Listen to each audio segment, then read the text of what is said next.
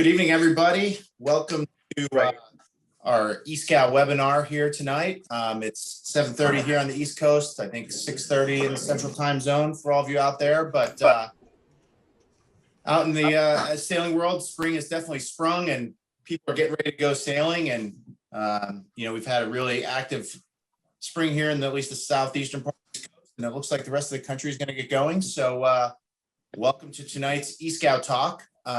We have two of our E Scow experts with us here tonight. First, Jeff Bonanni. Jeff, are you with us? Yeah, hey guys. And Eric Doyle, are you with us as well? Hey Alan, how you doing? Can you guys hear me? Yeah, hear you great. And look forward to seeing both you guys. We're going to do our first E Scow road trip as a team to Lake Geneva this weekend. So I think that'll be pretty fun. I'm looking forward to it. And with the first event of the year coming up, Jeff, there's quite a few boats, like 40 something boats, right? Yeah, it looks that way. Pretty big event, so it should be fun. And what a better time than to talk some tuning with you two as we get ready to dust off the boats after a long winter and kind of a partial summer last year, and kind of get everybody's blood moving here. So before we get into it, first things first, for all you guys out there, if you have not joined the E Scow class yet this year, please go to escow.org, pay your class dues, have your crews join. All of our classes that we love to participate in can only survive if we all pay our dues and help support the class. The class does an awesome job putting out newsletters and information and supporting the events. And quite honestly, no class has more beautiful or abundant trophies than the E Scow class, and that all takes money. So if you have time and you haven't paid your dues, please pay your dues for the year. But anyway, getting back to it. So Jeff, you and I were talking a little bit about tuning and getting boats set up. And one of the things you mentioned is measuring properly and knowing the points to measure these, items from is crucial. So why don't you start us off with that? So getting ready to unbox the boat from the winter, going to start tuning. What's your first steps here? Yeah, so I would preface this by saying, I try to periodically measure all of these all the things that we're going to talk about at least a few times a season, if not before every sail. I think the first major step is making sure that you get your masts and your boards and all the other bits and pieces in the right places before you even start touching the tuning matrix. So again, the first one with the mast down is just getting that rake set up. So the first step would be you're going to plug in the forestay, make sure it's securely seated into the terminal, and then running the forestay flat along the front of the mast, and then getting a little, typically a Sharpie or some sort of marker, and marking the forestay right where the end of the mast tube touches the casting. And I put that big yellow arrow there so everyone can see, just so it's crystal clear. You want that mark to be visible, but very accurate, so you know exactly where you're measuring to, because with the mast rake, every eighth of an inch counts. So we want to make sure that we do this properly. It helps to have a friend make sure that the forestay is laying flat on the mast. Okay. So two things on this that I actually have a question on. One, does it matter if your diamonds are tight and the mast is pre-bent a little bit when you take this measurement, or should you do it with them soft? That was a question I had. No, it doesn't matter. Okay. And the other one is just kind of to reiterate, like even for me, most boats, it's unusual. We usually go to the mast band. So for everyone to remember, don't measure to the white band on the mast for the boom. It's to where the boom and the casting come together, which is different from most classes. So, okay. So next step here, talk us through this. Sure. So with that little mark you've made, and you're just taking it really simply, taking a tape measure. I run the corner of the tape measure down to the deck, angled as shown there, and straight to the mark. I've had a lot of questions over the last few weeks since we released the tuning guide about why I guess, why there's different rake numbers for different boats. One is you should go by, in that chart, you should go by correspondent to your boat year, not your mast year, because, for example, different years have different deck thicknesses. If you have a pre-2012 boat that has that black plastic fitting on the deck for the jib tack and the mast rake, so you're going to go to the top of that fitting. So make sure that you follow that that matrix there for that, because that will correspond to it would correspond to the same measurement if you measured from the tip of your mast to your stern, which is the way that I guess we used to do it quite a while ago.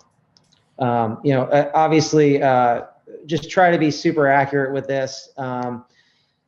Your forestay can, over time, whether it's you haven't sailed in a while or it's really hot, for example, you should try to remeasure this mark on the mast periodically, and also check your check that measurement pretty much every time you go sailing. Got it. Did get one question. Do you have, this came from the chat from Terry Foster.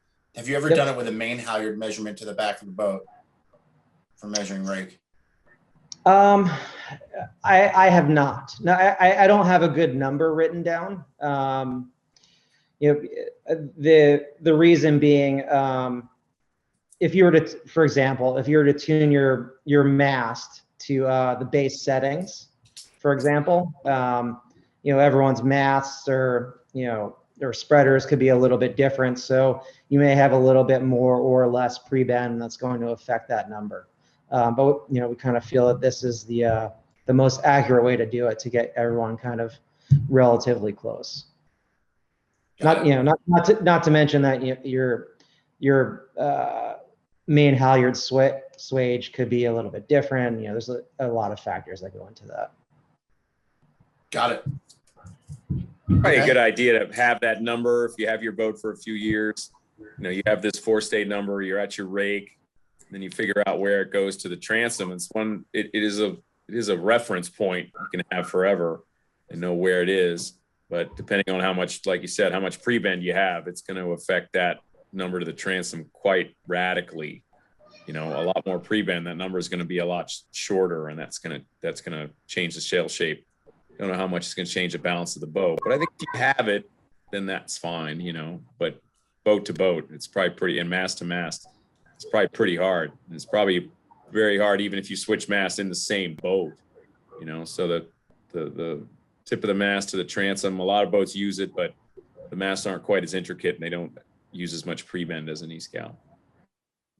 I think the one thing about this, and both of you too, just knowing both of you as well as I do, how intricate both of you are about these measurements and keeping logs of this stuff, and just how important that is. So, as Jeff is saying, having this system down of measurement and being able to make repeatable settings, and also being able to compare to your buddies who are out sailing, or you buy a new boat, being able to move things over, at least understand what's happening. It's just crucial to do these measurements correctly and keep a track of them. Just as Eric was saying, you may want to take a transom measurement, you may, whatever it is, but having these things like tucked away is super important to have. I know both of you guys are meticulous about keeping these notes, and I can't stress it enough. We started doing this in other boats that we've sailed, and it makes a huge difference, to get the boat fast. And once you're fast, knowing how to get it back there.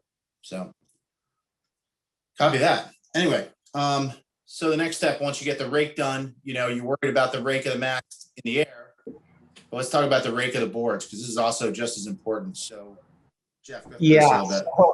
So, I would say that this is by far the most overlooked aspect of E Scow sailing.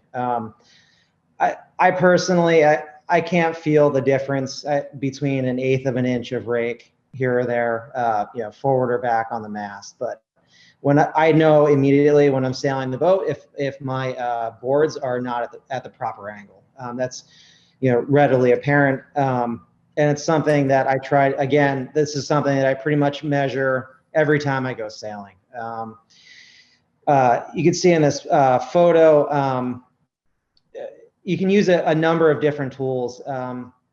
this is just a piece of wood that I cut 108 degrees into. But you can use I've used an iPhone before, just with the angle finder app. You can buy a digital angle finder. There's a number of different ways to do this. I don't know if you, Eric or Alan, you have any better suggestions, but you know, this is one measurement that I'm looking to do. And to be crystal clear, this is this photo. This is taking it at the leading edge of the board. So you're just measuring basically from the bottom of the hull to the front of the board. I'm impressed by your varnishing skills, honestly. Pretty sweet. Yeah. Pretty sweet calibrating tool. I like it. Yeah. It's the protractor Alan and I were using. On So, and Eric, you know, you can talk about this a little bit. We went through a kind of an interesting story. We did this MC training, which is, you know, not the same boat, but similar. And, you know, we found it crucial to get the boards measured, get them on a certain spot. It may not be exactly the same, but doing this same process, even on those boats from our couple of days of training, it was critical, even more than perfect main sheet trim or anything else. As soon as the boards were out of whack, it was, you know, noticeably off. So one of the things I also did, I don't know if people do it on E Scows, but we did on the MC, Eric and I, is we marked where that was for the head of the board on the deck too. So once it was at this 108 degrees, let's say exactly where the head was, we marked it on the deck. So whoever was adjusting the boards knew if for some reason the knot moved or the line came uncleated, where that was, or at least, you know, if you decide to change it a little bit, how far off you were. I don't know if that's done on the E Scow or not, but I thought that was pretty critical on the MC to do that. Yeah, that's a good question. I think we addressed that on the next slide, but to keep it simple, you know, all the newer boats have underdeck boards, so you can't see that. Hidden. There you go. You know, initially kind of you know, freaked me out a little bit, honestly, because I could never know, you know, exactly where the board was. But that's when we really had to get diligent about measuring this every day. Just because your control line goes to your mark every time, it doesn't mean that you're necessarily going to end up in the same place. Like there's, you know, again, like those lines could stretch, the knot can move, if it's hot, if it's cold. There's a lot of factors that go into that. So I guess in this photo, you can see right here that on this particular boat, we moved the pin stop setting on the boards a few holes aft, and we got it to basically back to 108 degrees, and that's the all-purpose setting. You can kind of see how that angle finder there rests perfectly against the hull and the board. You know, I've had a few questions regarding the pin stop system versus not having it. Obviously, the pin stop system on the board is a really nice thing to have because you can quickly change the rake mid-race. When we didn't have that system years ago, what we used to do was we put just a small overhand knot in front of the primary knot to just get that extra little bit of sweep for heavy air. That seems to be a good way to do it. Gotcha. Okay. So we've gone through all this, and the next step now, I'm assuming, is we go and start tuning the rig. So we got your base tuning guide here. This is for boats up to 2018. So if you guys could run through this here a little bit, what are basically your process for doing this? Yeah, so I would preface this by saying that the one thing that I did was I adjusted the base setting to be a little bit lighter. I felt that this was the setting that I happened to be sailing in the most over the years. So it is like I call it a step looser than people were sailing with in the past. So that's the one change. You know, obviously there's some changes to the numbers and more detail, but I think that one of the takeaways that is to make sure that when you're setting this rig up, that you're not only going by the numbers, but also sighting the mast to make sure that it's actually straight. The E Scow rig is it's very difficult to tune and keep it straight in the boat. So one thing that I like to do is to make sure that when the rig is down, I have some diamond tension on, and I know that the mast is straight when it's down. So that when I put it up, I at least have one variable taken away from there. Gotcha. So we have two charts here from the new Selden rigs and older rigs. Is that how we're going through it? Yeah. Or did I mishear you before? Got it. Yeah. Yeah. That's definitely. Got it. Okay. All right. So coming back to your thing. So why do we need two guides? I mean, there's supposed to be, the same masts, and, talk us through this a little bit, what you found in the sailing with both of the rigs and what you need to do. Yeah. So this is a, we have pictures of 4 different boats, sailing all, this is the same lineup. The 2 middle boats are 2019 and 2020 boats, both with the Selden masts. And we were kind of finding that they're a little bit softer side to side. So the difference in the 2 matrices is to kind of bring that side to side stiffness up a little bit, which is why the ratio is 1, 1, and 1 versus that 2, 1, and 1 number. And you can kind of see I dropped a yellow line on these photographs, and if you're looking at the 2 middle photos, you'll notice that there's more distance between the yellow line and the mast tip on the middle photos on the Selden mast. Gotcha.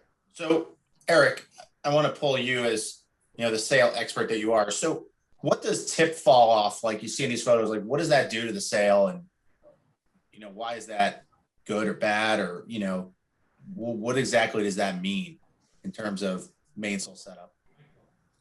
Yeah, tip fall off primarily does 2 things. To the sail, it adds twists, which helps open up the groove, depower the boat, make it a little easier to steer, and it also it eats luff curve. It's a bit like when we bend the mast fore and aft, it flattens the sail. When we bend the tip sideways, it eats luff curve and it flattens the sail that way. And sometimes we find that very, very desirable. We if it's quite choppy, very difficult conditions to steer, we might want to add some twist. This is, say we had the same main sheet tension and we suddenly were able to ease the upper shrouds. It would, if we look at the picture, the second one from the left, it would open the sail up more. You can see that that sail has quite a bit of twist. The booms are very close to, so the trim of the main sheet is similar. It's a little tough to tell vang tension because the booms are just bent, but that's primarily what tip fall off does.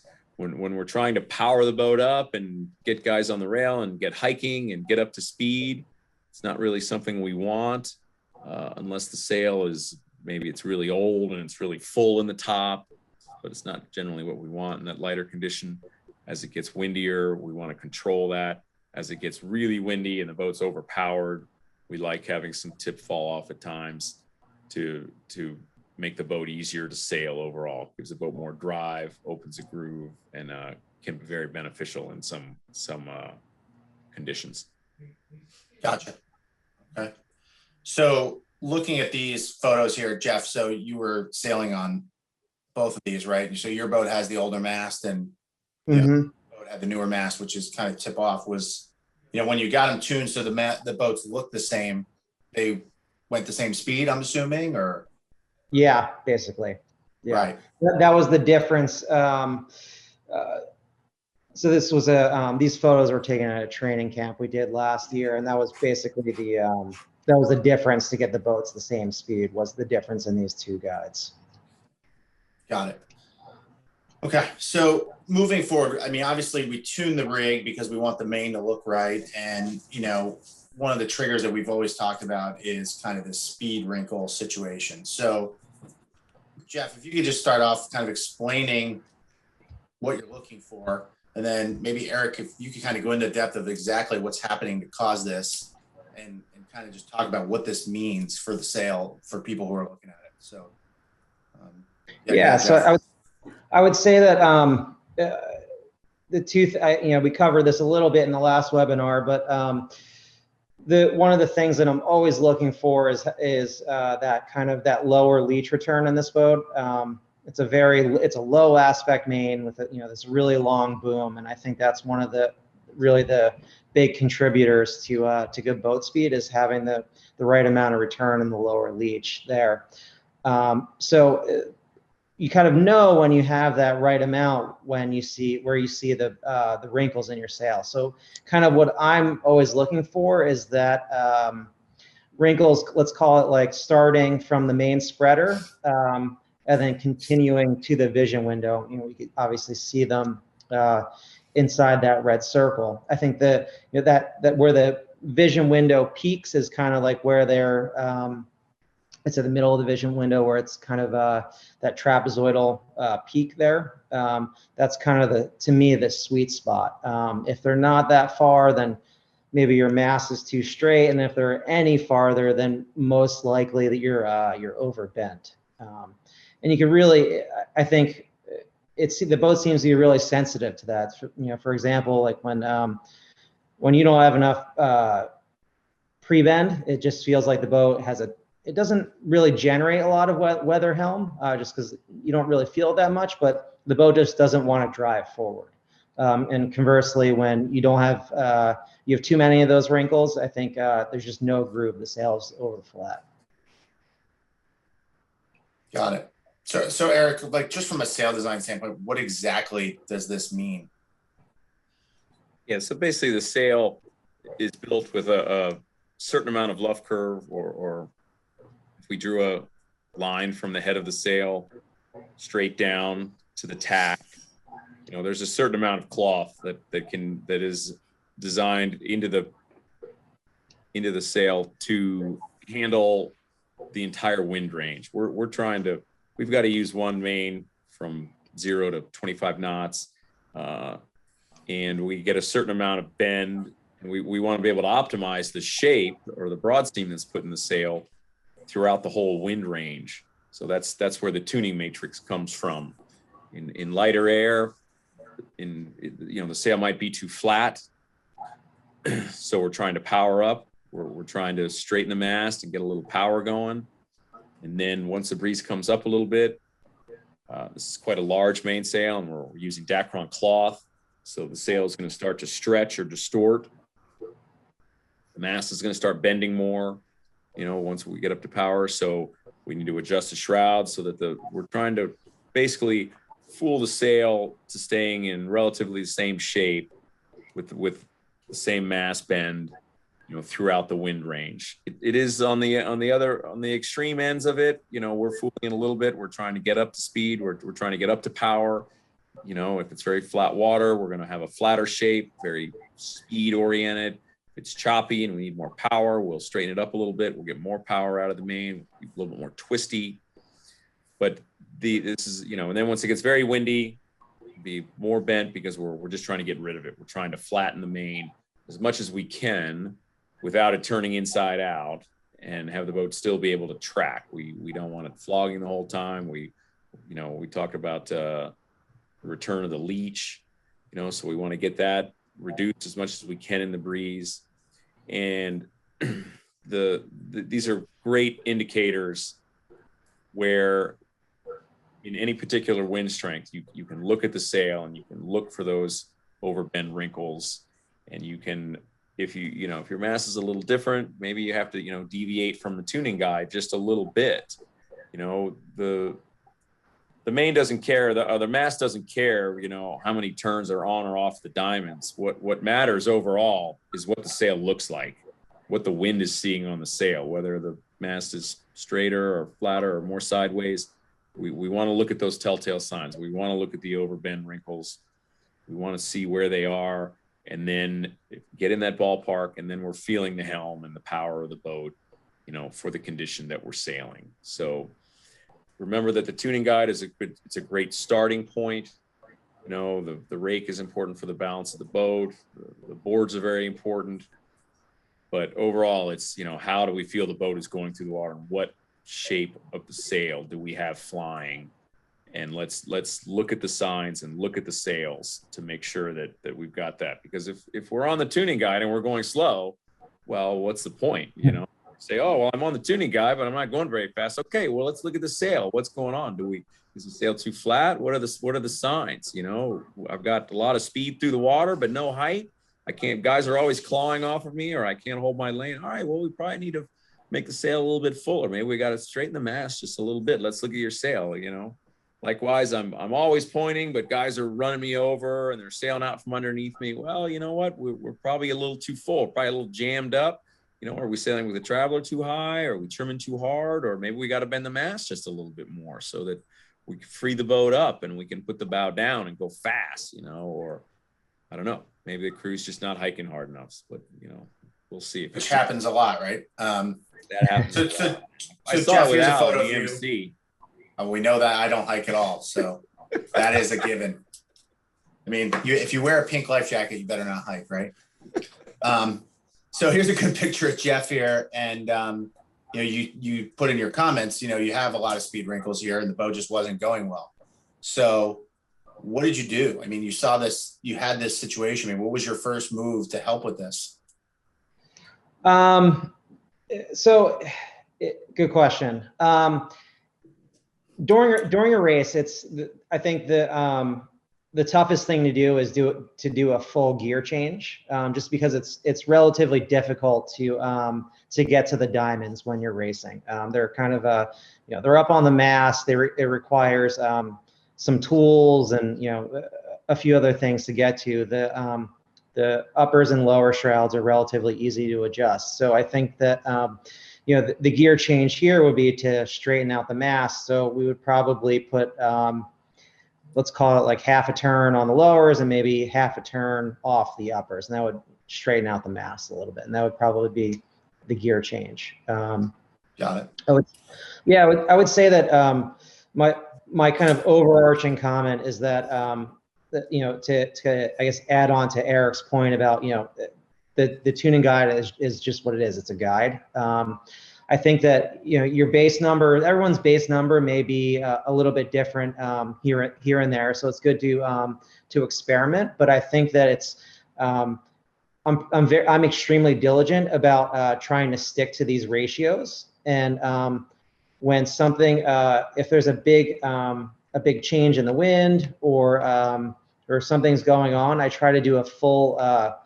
Generally try to do a full step. Like if I feel like a half a turn on the lower doesn't really make the difference that I need, that's kind of the signal in my head that, okay, there's something I need to go to the next step, whether it's, you know, back, you know, forward or backward. But you know, I think these ratios are ones that you should stick to because they're chosen to fit the luff curve of these sails. So I have two questions that came in, one for each of you. So we'll go to Eric first. So one of the questions I got is, so you have all these speed wrinkles. Why don't you just pull the Cunningham on to take them away? And what does that do? So maybe you can touch on that a little bit because, right, I mean, if you pull the Cunningham on, obviously those wrinkles aren't there. But, you know, why would you do that? Or why wouldn't you do that in this boat or in any boat, I guess? Yeah, I think the Cunningham, you know, is a very powerful tool, and when it's windy, you know, you definitely need it. You definitely want to pull it on hard once you're completely overpowered. When you're trying to get the sails flat as possible, you know, I see a lot of people don't pull that on. They don't feel real comfortable pulling that. Is basically, you know, in my book, you can clean it up a little bit. Like my sail looked like that. I might clean it up just a little bit, but once it gets windy, you know, it's kind of on all the way. You know, it's pulled very hard, and that really helps to flatten the sail, helps to pull the draft forward. We're dealing with a Dacron sail. You know, as the mast bends more and the sail loads up more, the draft tends to migrate aft in the sail, which really we don't want, right? We want the drive to stay forward. We want to keep the helm soft so we can bear off and go really fast. So we'll pull a Cunningham on very hard, and it'll help alleviate a lot of that.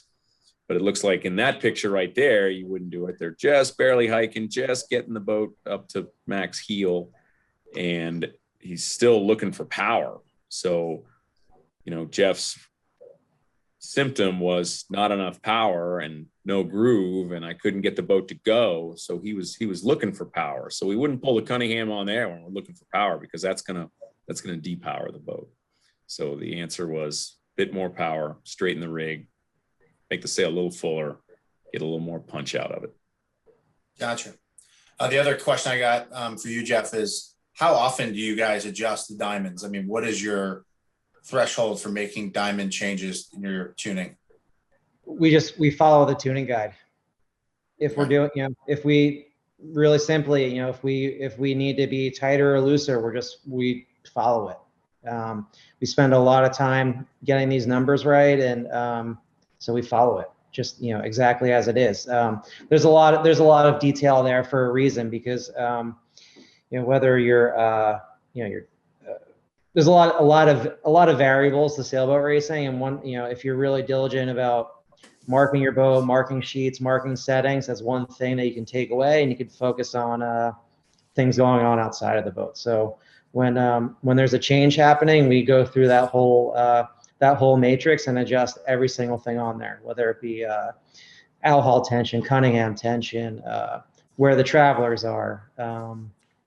Every little detail has to be attended to. And I think it's crucial that you bring this up. I think Eric and I would both agree that, the best tactician out there is usually speed, right? I mean, if you're fast, it makes you look really smart. And, everyone kind of overlooks these details thinking it's not crucial. But, the boats that look at all these little details and are just fast, it's amazing how easy it makes the race look, right? I mean, it's an incredible difference. So it's why this stuff is so critical, I think. At least in my experience. Dumb and fast is better than smart and slow, in my experience. Yeah. It's pretty nice. Pretty nice to be able to hold your lane off the line and then tack where you want and go where you want to go. If you're getting flushed out and every time somebody's near you, they make you tack away. Yeah. No matter how smart you are, you're probably going to struggle, especially in a long series or a big fleet. Agree. Okay, so now we're below base here, and light air, everyone's sitting leeward. You've got the trying to flatten the boat out or something here a little bit. So talk a little bit about what you're doing and kind of the batten situation here. Yeah, this has been asked a number of times. That's something that we wrote in the new release of the tuning guide, was that to use this the 10180C. I think it's marked as the heavy top batten. The reason why I like that is I think it's pretty well illustrated in this photo.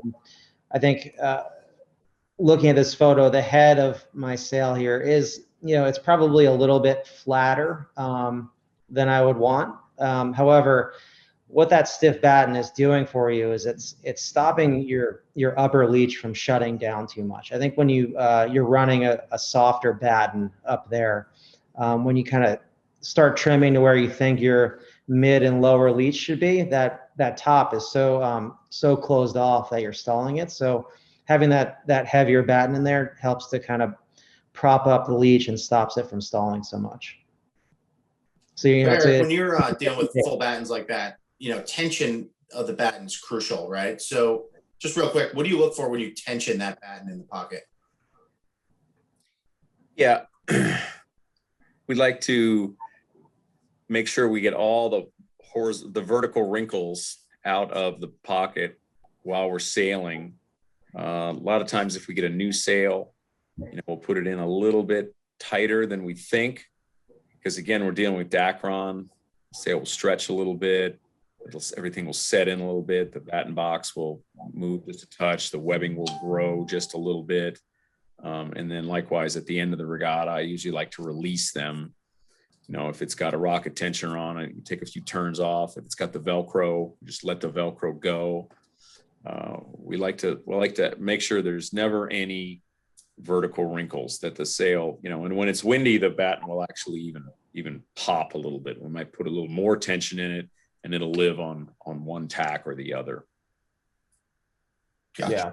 When Eric says vertical wrinkles, a good way to check that is before you hoist the mainsail for the day. You might, when it's kind of plugged into the mast and ready to go up, I just, very simply, I just hold the outboard end of it and just push right into the middle and see if you get those little vertical wrinkles in the pocket. And that's kind of your telltale sign that it's too loose. You should try to get it perfect every day. It's very important. Yeah, I agree. I actually think it's one of the more underrated details for boats with a full batten in the main, is that tension is critical to making the sail look correct. Yeah. For example, the top Melgus 24 teams, they count the number of turns on that rocket tensioner when they're between different conditions. So it's extremely crucial. I agree. All right, so we got a couple photos here, 15, 12, base setting here. So talk us through a little bit what you're going through in these photos. Yeah, so this slide is mainly just to show the progression. I find that it's we've defined the steps in the tuning guide as based on a breeze strength. However, that's obviously when you're sitting on a sailboat, you're probably not holding a anemometer, and it's a little bit subjective. So what I like to do is I define base as it's roughly 8 knots, but I like to say that base is when you have 2 or 3 people kind of sitting on the rail, committed to that. Really, no one sitting on the leeward rail. That's what I would call base, and that's what's on the right side there. It's kind of, that's your typical look, and then the rest of this is just the progression of what the tuning guide looks like in these different steps, and what you could you should expect to see with your sails and trim. Right. So here we go. Right here, looking, keying off on that lower leech. You want to see, if you're looking at it from behind, you would see the leeward, the leeward side of it, like kind of 10 to 12 inches hooking from directly behind, as shown in that red box there. So the one thing, obviously in this is a max power, setup here. You're looking for a little bit of a fuller sail. You got a little lower leech return. Max heel angle there is kind of one of the things you're looking to do. So just talk through, I guess for me in terms of tuning, maybe it's not tuning, but adjustments. It seems like the out haul would be pretty critical in this mode. Is that true?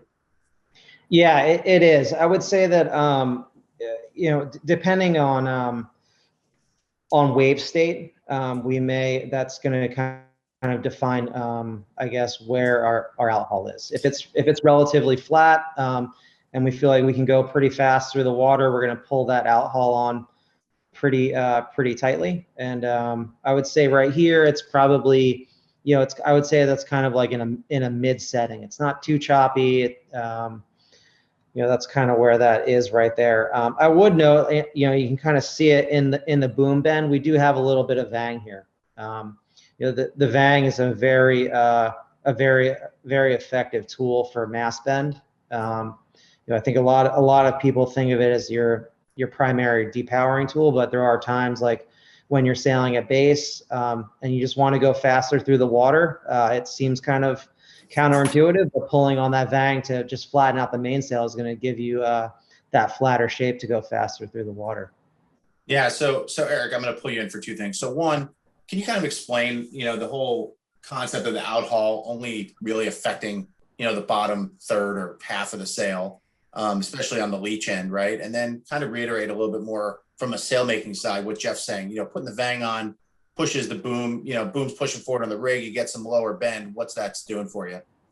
Just real quick from a sail, just pure sail side, what that means. Yeah, we can see Jeff likes his base setting, where we're just getting on the high side, right? The sail's just starting to really get loaded up all the way. But what we're trying to do, we're trying to get to max power, trying to get to max heel.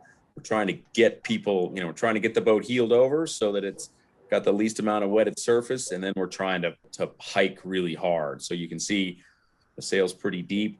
We've got the lower leech helping us out. We've got, if you look all the way up, he's just got the telltale flowing at the top. You can see it's just about to stall. So he's using every bit of the sail. It doesn't look terribly choppy, but he's really trying to get the boat, you know, up to max heel and going fast. So if we get up there, we get everybody on the rail, we get the boat heeled over, and then the foils start becoming more efficient. The hull shape is low drag.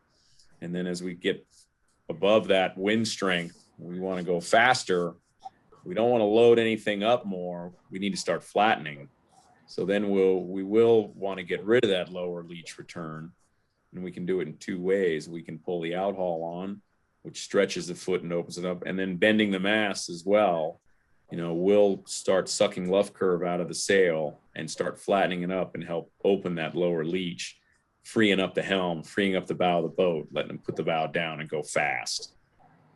And I think, like, for me, when I listen to these discussions, it's always important. I think generally folks understand what the issues are. Like, you know, if you get too much drag and you want the boat to go fast forward, you need to flatten the sail. I think it's more of a question of knowing what the controls do, if that makes any sense. To me, it seems like a common just misunderstanding. Oh, the Vang gives you leach tension. Well, not necessarily. I mean, it does, but it also, like you're saying, bends the lower part of the rig and straightens the lower leach out so you can accelerate, right? I mean, or, yes, you know, the outhaul doesn't exactly make the head of the sail fuller. It may make just the lower part of the sail fuller.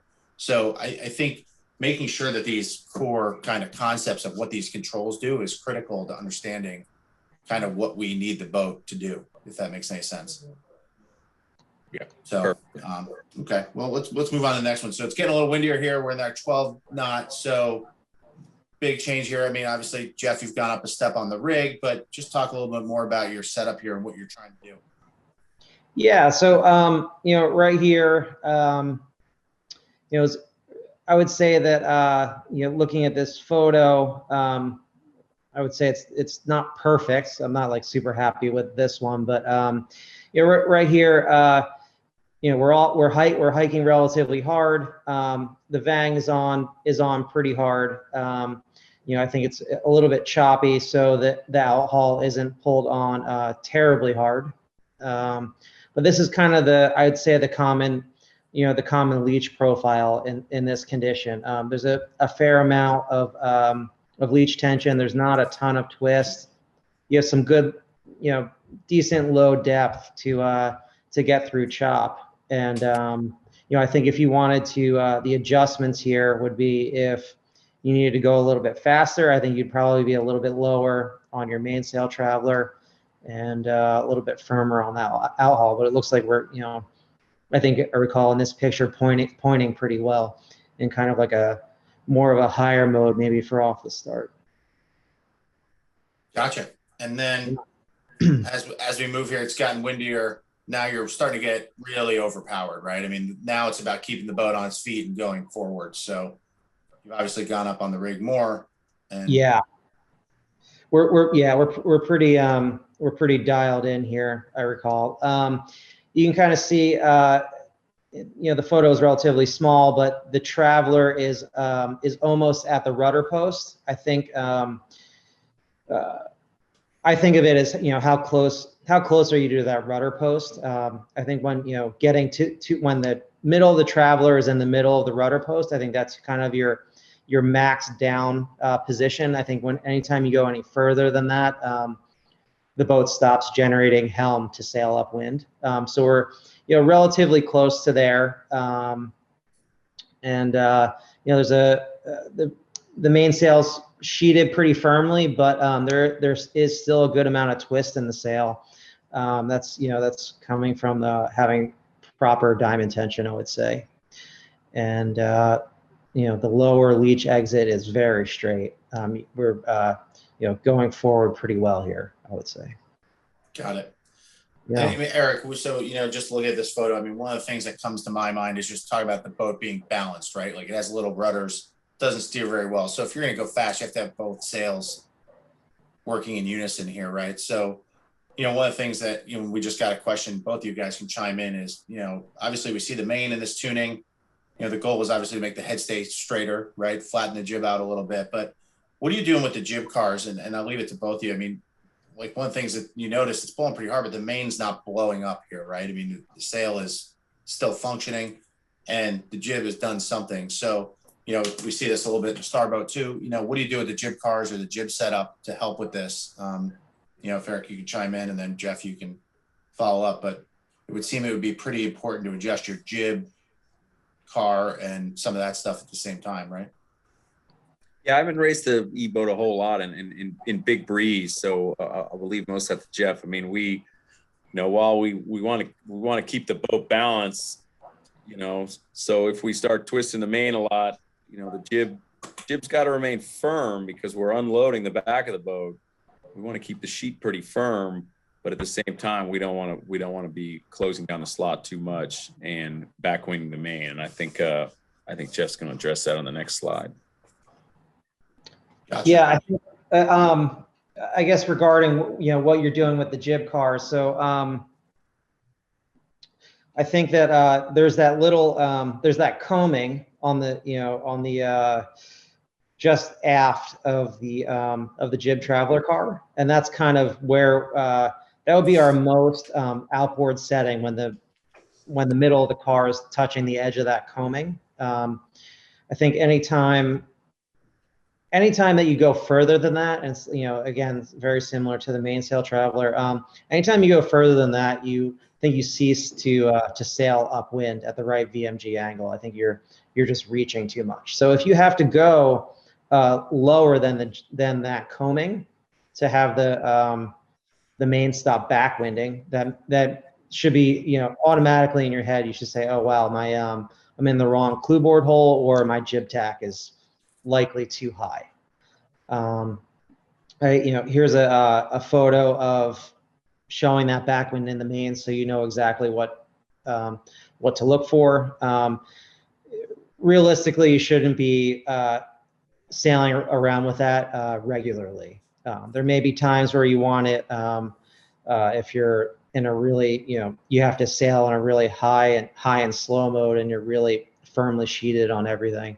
But you know, that's your telltale sign that you need to adjust the jib tack and the clue board. I would say that the tuning matrix, it's pretty detailed about exactly where those things should be, and with almost every step, there's a change in that in either the clue board or the jib tack, and I think it's really important to you know, to keep up with those changes.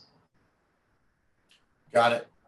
So, you know, just thinking as we're going forward, so kind of an interesting, you know, we were chatting a little bit before we got on here, and we'll kind of leave with this as we wrap it up, but getting ready to go this regatta this weekend. You know, you have Eric, new team, new boat. You know, you guys haven't sailed together, but we're all kind of going here learning into this. So let's chat about, you know, kind of the approach for going to this event. You have some tuning numbers.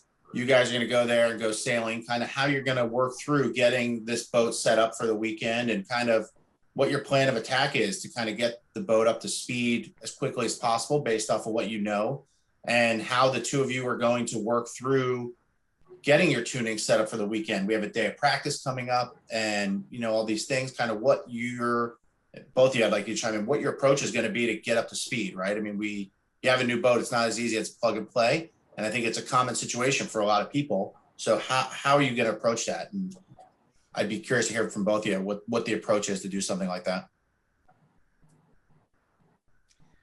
Yeah, I mean, I think Jeff's got he's super comfortable with the tuning matrix, so it wouldn't be in our best interest to go sailing without really taking the time to get the boat and the setup perfect.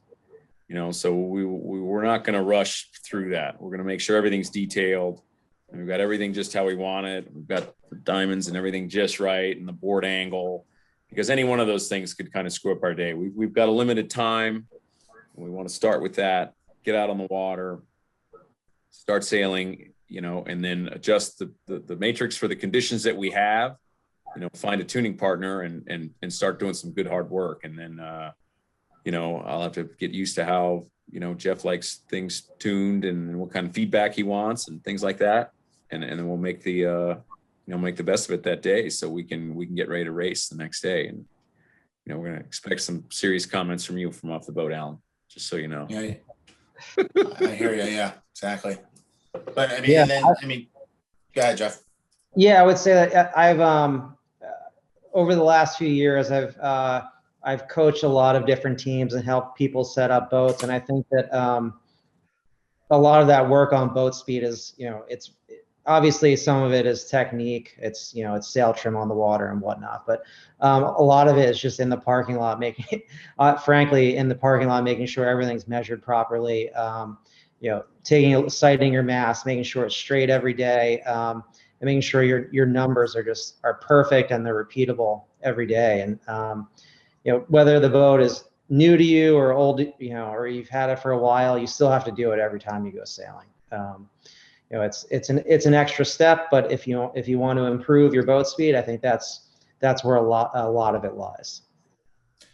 Yeah, and I think it's also one of these things that, believe it or not, it's super critical. But it's one of those things too, you don't need the whole team there to do. I mean, if you look at some of these top boats, I mean, it could just be, it doesn't necessarily have to even be the driver, but somebody's constantly spending time just looking at this stuff and measuring and taking notes. And you can tell the boats that do well are just detailed about this. Someone on the boat, doesn't need to be the driver, but it's usually someone that's just super, super critical about the tuning. And I don't care what class it is, it's just the way it is, right? I mean, I think it's the most overlooked part of sailing any of these boats, really. Yeah, there has to be someone that's sailing on the boat that's in, has all the knowledge on how to change all these steps, and is doing that. Like I know that when I get to the boat in the morning, I know the couple of people who are going to be there as early as me that are measuring their mast, rake, and doing all these steps. Got it. One question I just got is how often do you calibrate your lose gauge or buy a new one? How critical is that? That was one question. Okay. I have a few of them, and I periodically check check them against each other. You actually can send it back to loose to be calibrated, which I've done in the past. However, I would note that when they calibrate these things, they calibrate them to something like 800 or 1,000 pounds, and they're inherently not very accurate below 300 or 400 pounds. So I think, again, going back to what we said, the guide is just a guide. 18 on the lowers is actually, it's quite difficult to measure and get right. You might find that your 20 is my 18. You got to kind of really dial these numbers in on your own, I think. But I occasionally, if I'm comparing notes with a friend about where we were tuned for the day, when we go in, sometimes we'll trade tuning gauges to make sure that we're comparing the same things as well. That's pretty important. So before we sign off here for the night, and we want to thank everyone for listening in. Last question I got was for the two of you is, so we've talked a lot of upwind. Best part of sailing E Scows is downwind. They're hoping that the next webinar thing that we're going to do is talk about downwind and show some videos of the boat ripping around instead of talking about mast tune. So I guess there's some hope that you guys will get some good action this weekend in Lake Geneva. We can talk about sailing downwind, ripping around the lake, if you two are up for it. Absolutely. Yeah, that's great. Yeah. So anyway, for all of you who are with us tonight, we want to thank you for listening in. We're super, super excited to be going to a regatta this weekend and actually be able to see people and go racing. And all of us are thrilled to be able to support the class and support all you guys sailing. And don't be afraid to reach out to any of us and see what we can do to help you guys go faster and have more fun this summer. And, see you. If you're not going to Lake Geneva for the East Coast guys, I guess we'll see you early season for, regattas leading up to Little Egg. And for the Midwest guys, we'll see you guys this weekend, hopefully. So thank you both, Eric and Jeff, for tonight. It was really informative, and see everybody soon. Thank you. Nice job, boys. See you guys this weekend. Yeah, sounds fun. Thank you. Take care. Bye.